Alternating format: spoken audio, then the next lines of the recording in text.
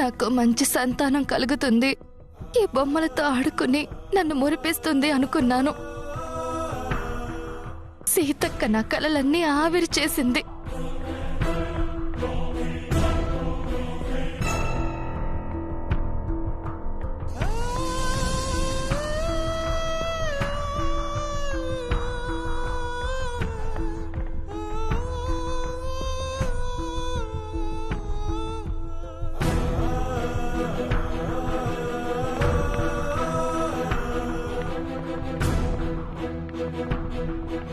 బొమ్మలు పెట్టుకుని కూర్చున్నావేంటి సరస్వతి? అమ్మలా బిడ్డ నాడించే అదృష్టం మీ వదిన వల్ల పోయినప్పుడు కనీసం ఈ బొమ్మలతోనైనా ఆడుకోవాలిగా. వదిన అనకపోతే తిండే కదా, నిద్ర పట్టదా? నేనేమైనా తప్పన్నానా? నాకు గర్భశోకం కలగడానికి కారణం సీతక్కే కదా. నీ మాటలు నమ్మి అప్పుడు నేను కూడా మాటలని వదిన మనసుని బాధ పెట్టాను. తర్వాత ఆలోచిస్తే దేవత లాంటి వదినకి గట్టిగా నమ్మకం కలిగింది. మీ వదిని నమ్మడంలో తప్పులేదు. మేము చెప్పినా మీరు ఆవిడ గారిని వెనకేసుకుని రావడం మానరు. కనీసం కడుపు పోయిందని ఆవేదన పడుతున్న సరస్వతిని ఈ విషయంలోనైనా నమ్ము. చెప్పేది నిజమైతే ఏదైనా నమ్ముతాను.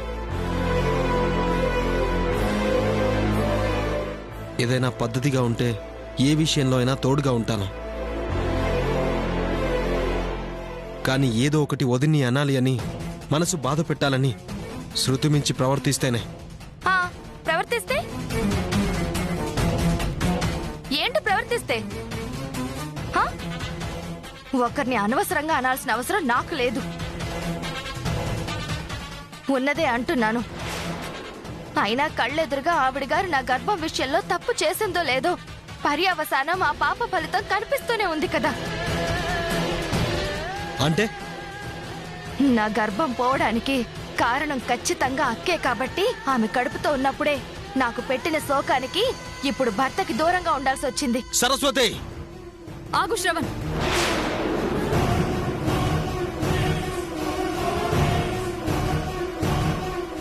ఏంటి శ్రవణ్ ఇది? తన మనోవేదన భర్తకి చెప్పుకునే స్వేచ్ఛ కూడా భారీగా తనకి లేదా? ఆ స్వేచ్ఛ నేను మరీ ఎక్కువ ఇచ్చాను కాబట్టి నోటికొచ్చినట్టు పేలుతుంది. ఇంకోసారి నోరు అదుపులో పెట్టుకుని మాట్లాడకపోతే బాగుండదు సరస్వతి.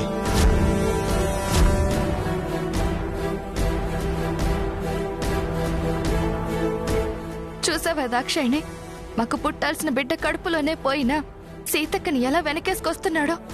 ఇది మనకేం కొత్త కాదుగా, ఎప్పుడూ చూసేదేగా. వదిలే.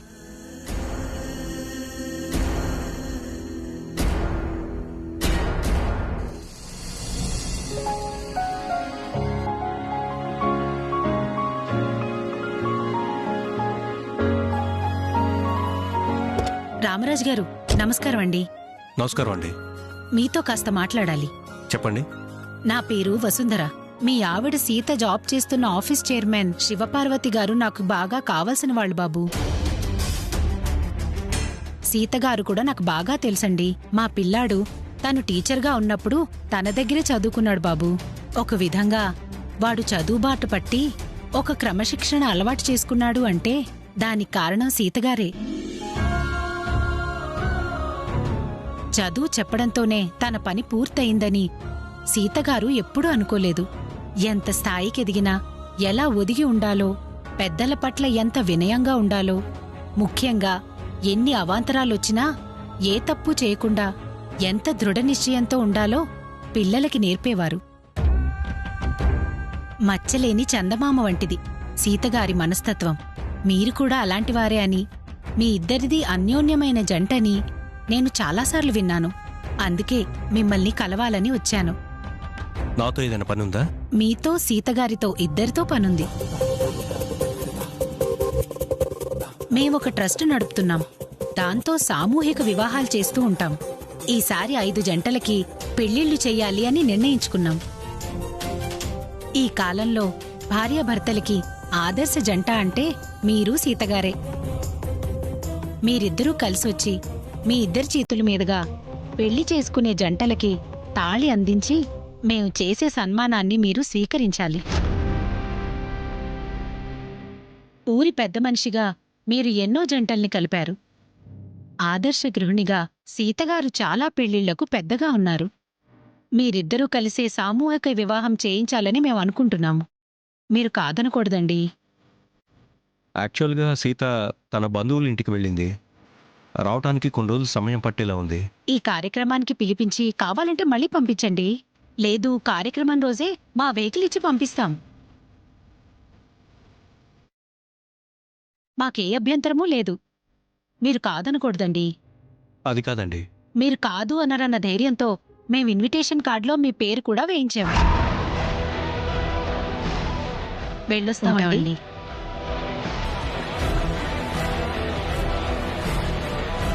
వీళ్ళేమో రావాల్సిందేనని వస్తామన్న నమ్మకంతో చెప్పి వెళ్ళారు. సీతకి పంతంతో కూడిన ఆత్మాభిమానం ఎక్కువ. ఇప్పుడు ఏం చేయాలి?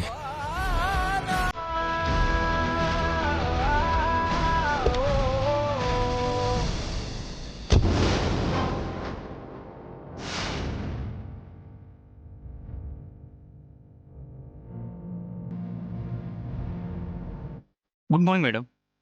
Good morning madam. Good morning. Radhika ఇంకా రాలేదా? రాలేదు మేడం. వాళ్ళ హస్బెండ్ శరత్ గారు వచ్చారు. శరత్ గారు, గుడ్ మార్నింగ్ మేడం. రాధిక ఈ ఫైల్ మీకు ఇవ్వమంది. తనెందుకు ఆఫీస్కి రాలేదు? ఏదైనా ప్రాబ్లమా? అదేం లేదు మేడం, తను ప్రెగ్నెంట్. ఈరోజు చెకప్ ఉంది, కలిసి హాస్పిటల్కి వెళ్ళాం. డాక్టర్ రావడానికి ఆలస్యం అవుతుందని చెప్పారు. ఇద్దరూ లేకపోతే ఆఫీస్లో ప్రాబ్లం అవుతుందని నేను వచ్చేసాను. రాధిక డాక్టర్కి చూపించుకొని వచ్చేస్తుంది మేడం. సో మీరిద్దరు తల్లిదండ్రులు కాబోతున్నారు. కంగ్రాచులేషన్స్. Thank you madam. కొత్త సూపర్ మార్కెట్కి సంబంధించిన ఇంటీరియర్ డిజైనింగ్ ఫైల్ మీ దగ్గర ఉండాలి కదా, అదొకసారి నాకు ఇస్తారా? అది నా దగ్గర ఉంది మేడం.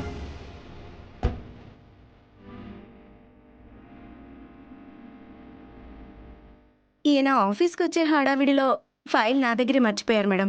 ఇదిగోండి మేడం.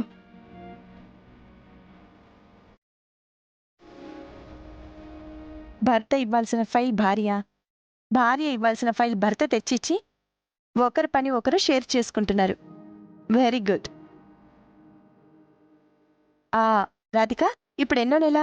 5th month madam. ఓ, ఇక నుంచి ఎక్కువగా కేర్ తీసుకోవాలి కాబట్టి ఆల్టర్నేట్ డేస్ మాత్రమే నువ్వు ఆఫీస్కి రా. Okay madam.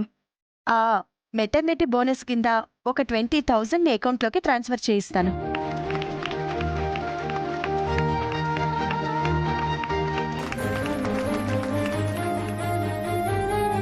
మీరు కూడా ప్రెగ్నెంట్ అని తెలిసింది మేడం. మీకు కూడా కంగ్రాచులేషన్స్ మేడం. మీకు పండంటి బిడ్డ పుట్టాలి.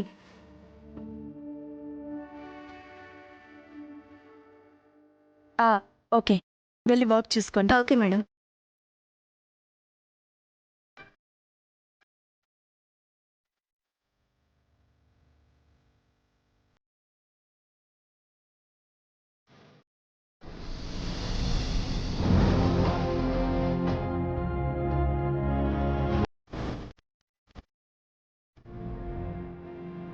చెప్పవే రౌడీదానా, వదిన ఎలా ఉంది? నువ్వేం కాదు అని ధైర్యం చెప్పావా లేదా? చెప్పినా కాని బుజ్జోడా, నిన్ననే నీకొక ముచ్చట చెప్పాలని అనుకున్నా. నాకైతే అవకాశమే చిక్కలే. ఏంటది? అక్కకి బావగారికి ఎందుకు గొడవైందో నీకెరకనేనా? బావగారు అక్కని అబార్షన్ చేయించుకోమని అన్నారంట. అందుకే అక్క బావ గొడవ పడ్డారంట.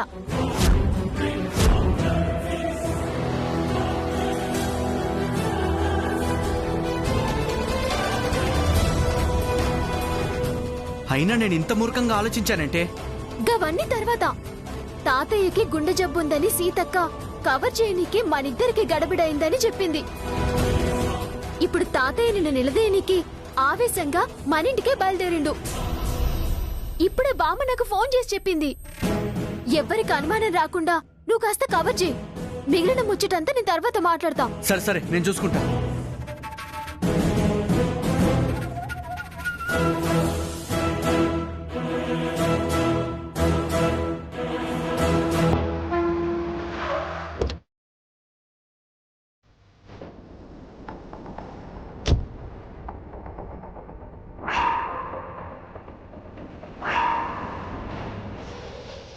రామరాజు రామరాజు రామరాజు రామరాజు రామరాజు తాతయ్య ఎలా ఉన్నారు? బామ్మ ఎలా ఉంది? రండి కూర్చోండి, రండి. నేను కూర్చోడానికి రాలేదు, రామరాజుని నిలబెట్టి కడిగేయడానికి వచ్చాను. ఒక ఆడపిల్లని అలా దూరంగా ఎలా పెడతాడు? మీ బావగారిని పిలువు, నిలదీసి అడిగేస్తాను. ఏమైంది తాతయ్య? ముందు పిలువమ్మా మీ బావగారిని. అది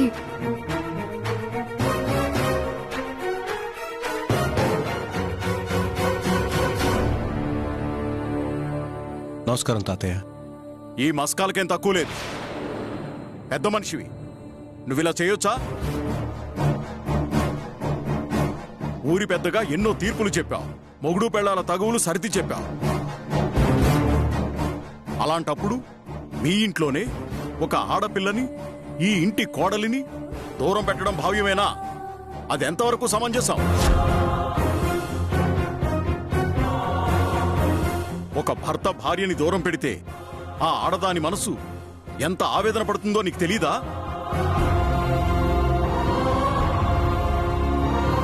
పెళ్ళైన ఆడపిల్లలు భర్తే సర్వస్వమని, అత్తవారిల్లే తమ ప్రపంచం అనుకుంటూ బ్రతుకుతారని నీకు తెలిసి కూడా గొడవ జరిగితే సరిది చెప్పుకోవడమో, తప్పు జరిగితే సరిదిద్దుకోవడమో చేయకుండా నీతో నాకు పనిలేదు అని పక్కన పెట్టేస్తే తాళిబంధానికి విలువేముంటుంది?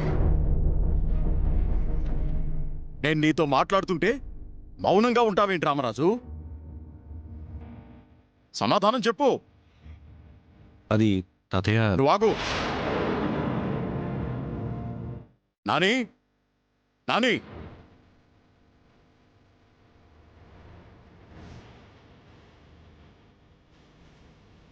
నీ వయసుకి నువ్వు చేసే పనులకి ఏమన్నా సంబంధం ఉందా? మంచిగా కాపురం చేసుకోవాలి గాని గొడవలేంటయ్యా? చిట్టి చాలా మంచి పిల్ల. ఒకవేళ మాటామాట అనుకుంటే మీ అన్నయ్యకో వదినకో చెప్పి సమస్య తీర్చుకోవాలి గాని దూరం పెట్టేస్తావా?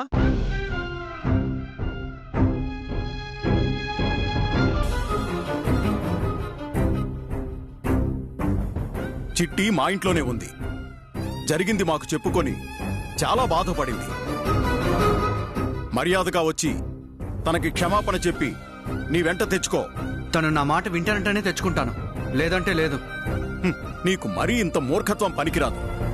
ఏమయ్యా రామరాజు, అలా చూస్తూ నిలబడిపోయావేంటి? నువ్వైనా నీ తమ్ముడికి బుద్ధి చెప్పవా? మంచైనా చెడైనా, తప్పైనా ఒప్పైనా సర్దుకుని పోయి కలిసుండాలి గాని సామాను సరిది పంపించడం తప్పని నచ్చజెప్పు. చెప్తాను తాతయ్య. నీకు నువ్వుగా వచ్చి నీ భార్యను తీసుకెళ్లేంత వరకు తను రాదు.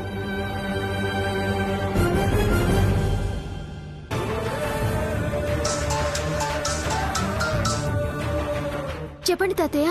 అమ్మా చిట్టి, నీ మొగుణ్ణి దగ్గరకొచ్చి నిన్ను క్షమించమని అడిగి నిన్ను తీసుకొని రావాలి. అంతదాకా నువ్విక్కడికి రాకు. మీ అక్క సీతతో పాటు నా ఇంట్లోనే ఉండు. అట్లనే తాతయ్య. ఉంటానమ్మా.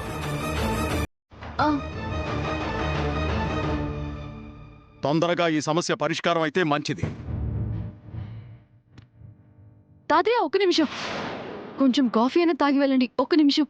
మంచి నీళ్లు కూడా తాగను.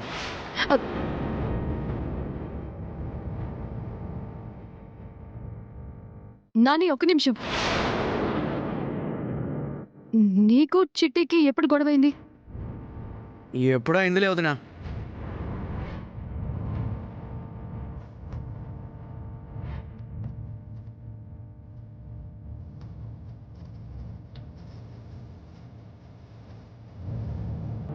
నాకెందుకో ఏదో తేడా కొడుతుంది. మనకి తెలియకుండా తెర వెనకాల ఏదో జరుగుతుంది. అదేంటో తెలుసుకోవాలి.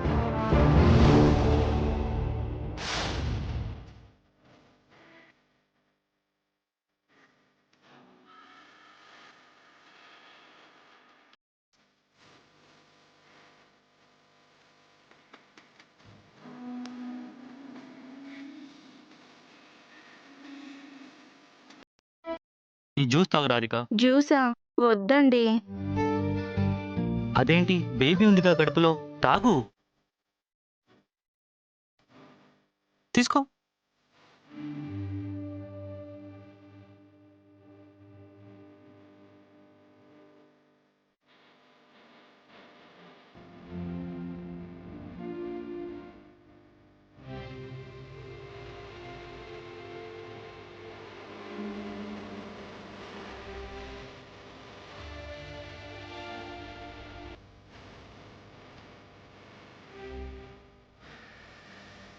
అబ్బా చాలండి. తాగు రాధిక, తాగు.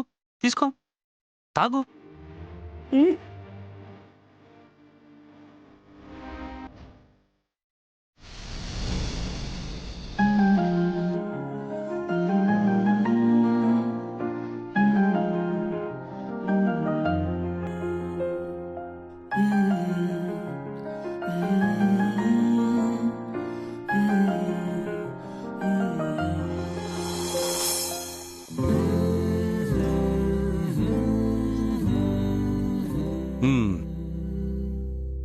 సరస్వతిలాగే నువ్వు కూడా గర్భవతి అయినట్టు ఫీల్ అయ్యి సంబరపడిపోతున్నావా? యాండి, ఏ ఆడదానికైనా కడుపుతో ఉండడం అనేది వరం మాత్రమే కాదండి, డెలివరీ అయ్యే వరకు ప్రతి క్షణం సంతోషపడే సందర్భం కూడా. నిజానికి కాబోయే తండ్రికి కూడా ఆనందం ఉంటుంది సీత. కాకపోతే ఆడవాళ్లు బయటపడతారు, కానీ నేను అలా కాదు.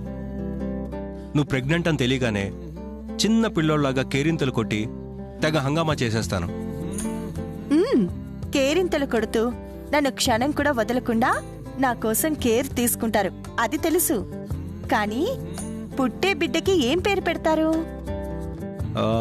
అమ్మాయి పుట్టినా అబ్బాయి పుట్టినా నీ పేరు కలిసొచ్చేటట్టు ఇంగ్లీష్ వర్డ్స్లో ఎస్తో కానీ, లేదా తెలుగులో అక్షరం అయితే సాతో వచ్చేటట్టుగా పెడతాను.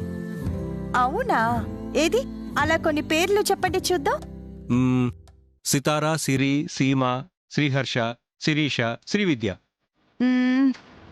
సరే, మీకు నచ్చిన పేర్లు సిద్ధం చేసుకొని ఉంచండి, ఎప్పటికైనా అవసరం రావచ్చు. సీత,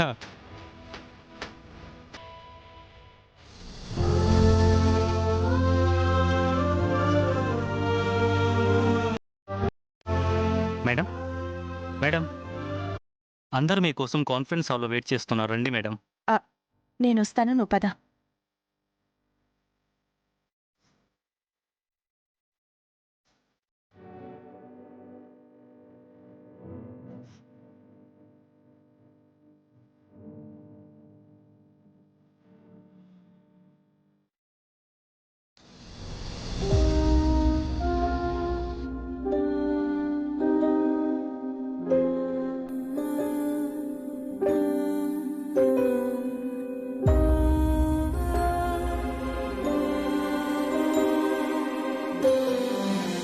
నా కడుపులో ఉన్న మన బిడ్డని మీరే కాదు, ఆ దేవుడి దిగొచ్చి చెప్పినా సరే నేను తీయను.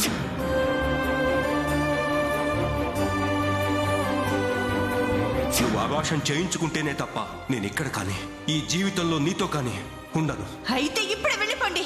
నిజంగానే అంటున్నావా? నా మనస్సాక్షితో చెప్తున్నాను.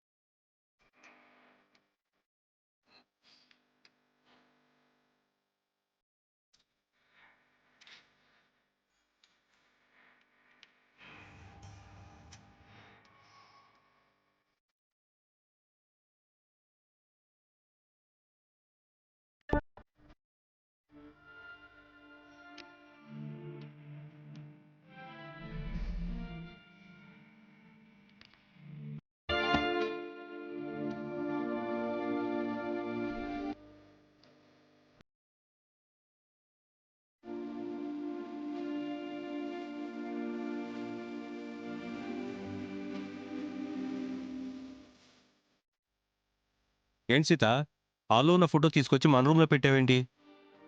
భవిష్యత్తులో మీకేమైనా అవసరం పడుతుందేమో అని అనిపించి పెట్టానండి. అర్థం కాలేదు సీత. మీ అర్ధాంగిగా మీరేం చెప్పినా నేను వింటాను.